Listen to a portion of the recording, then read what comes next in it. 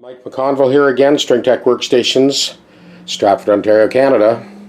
So we have this 65 or mid-60s, 65, 66 Melody Maker. Because that bridge is sculpted with that G string forward like that, we're going to have to go with a wound third string on it to get it to intonate perfectly with the original bridge. Jack wants me to remove the original tremolo, and we'll check over the electronics and the frets and everything else, and of course put a compensated nut on it. So we'll gently disassemble, and we'll utilize that original bridge. It'll be a wraparound bridge tailpiece combination, and we'll switch to the wound third to get this thing to tune perfectly.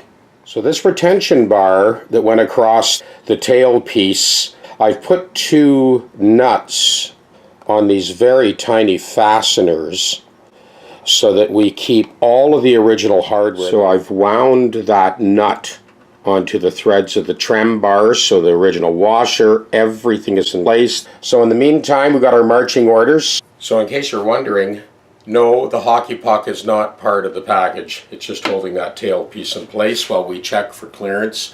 And this is beautiful. The neck to body angle on this will let us put that bridge wherever we need it, put the action wherever we need it, and we've got a perfect radius match on the crown of the bridge to the frets. There's no reason why this thing can't be 100%. As often happens in a guitar of this vintage, you know, sometimes there's good work done, sometimes there's not so good work done, and in this case there wasn't much good done to this guitar. Those frets, somebody's taken a run at them a few times. So we'll see as we go. We may end up doing a refret. We're definitely doing a compensated nut. Now the one thing about this model is because you don't have a pickup routed at the end of the fingerboard like you do in the double pickup models, the structural integrity of this tenon is 100%. So this joint is much stronger than it would be if this was routed out for a second pickup. So that's a good thing.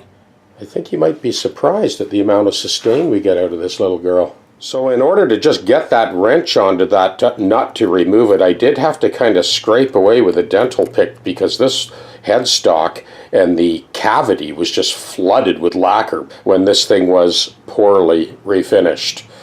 Anyways, we're going to bring it up to snuff. I have that 3/16 inch rod, just threaded it on, put a couple of nuts, and I have a union joint that I used on that to kind of keep away. It gets pretty hot while we're buffing. So that's what we got now. That's a lot better. Little drop oil on those threads, it'll be like the day it left the factory. It's a beautiful thing, back to factory spec.